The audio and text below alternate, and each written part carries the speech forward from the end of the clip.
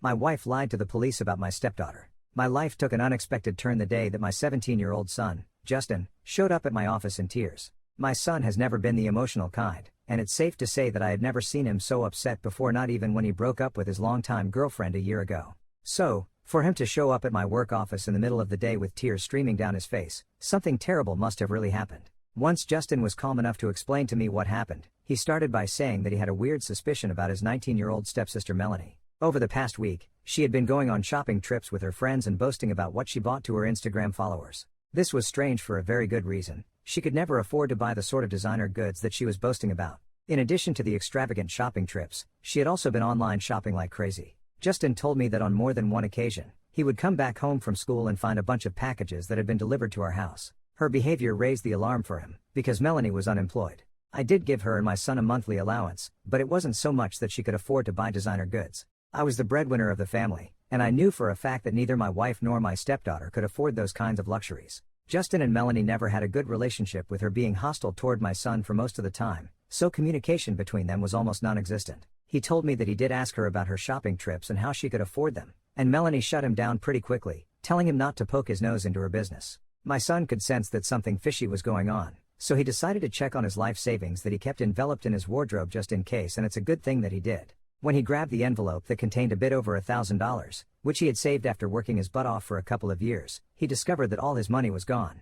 As you would imagine, Justin was livid. He knew exactly who took his life savings. Everything made sense now. So, he went to his stepsister to confront her about the money. Again, she shut him down very quickly, telling him that all the money she spent on the shopping trips was hers and that she had no idea where his money went. The two of them had a heated argument that reduced my son to tears. I knew that Justin was working a part-time job and saving the majority of his income to surprise his best friend's dad. His best friend, Kyle, had passed away recently, and Justin made a promise to him to be there for the dad. It was going to be the dad's first birthday after the loss of his son, so Justin was going to fly out to California to surprise the dad and spend some quality time together. Justin's close friends had even chimed in with their own money to make sure that everything was covered that weekend. And now, all of that money was gone, thanks to his stepsister. Luckily, my boss let me go home early so I could deal with the issue. I was as livid as my son, if not more. I couldn't believe that Melanie would do something so heinous to her own brother. We all knew why Justin was saving up his hard-earned money, so for her to steal that money, even with that knowledge, that was on a different level of messed up. When I made it home, Melanie was in the living room on her phone. She didn't even look up at me when I called her name. She acted like a 13-year-old moody teenager even though she was months away from turning 20. When I called her name again, but this time with a stern tone, she blurted out a rude what and still avoided my eye contact. I asked her to come clean, to tell me the truth about what happened to Justin's money and that we could find a way to solve this issue.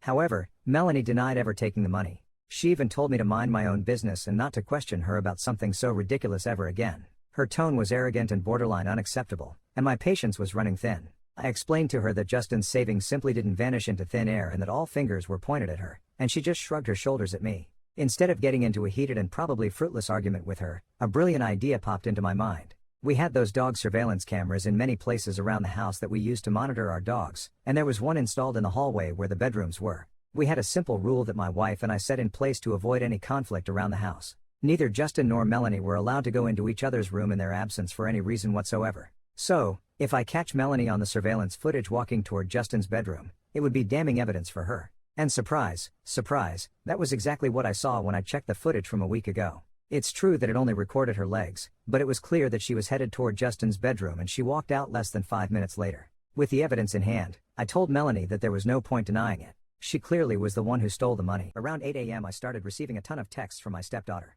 I thought it was an emergency, that someone had died, or something serious, because I can't recall the last time she was awake before noon. She was telling me that she had a package that was delivered today to the house.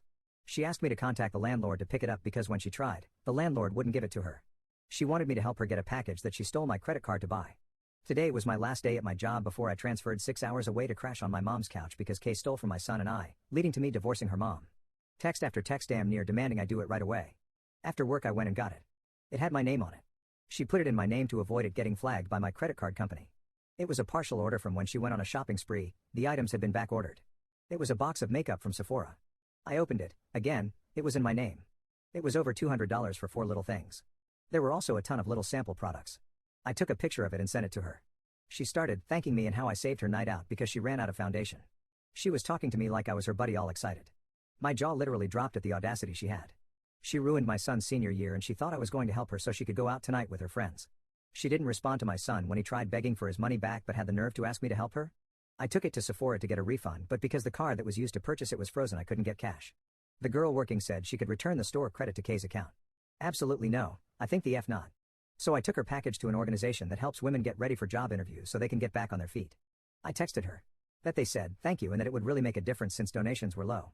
Kay lost her mind, cursing me out for giving away her stuff, how she was going to call the police if I didn't get it back within an hour, saying she was going to go get it back. What kind of punk tries to get a donation back from the needy?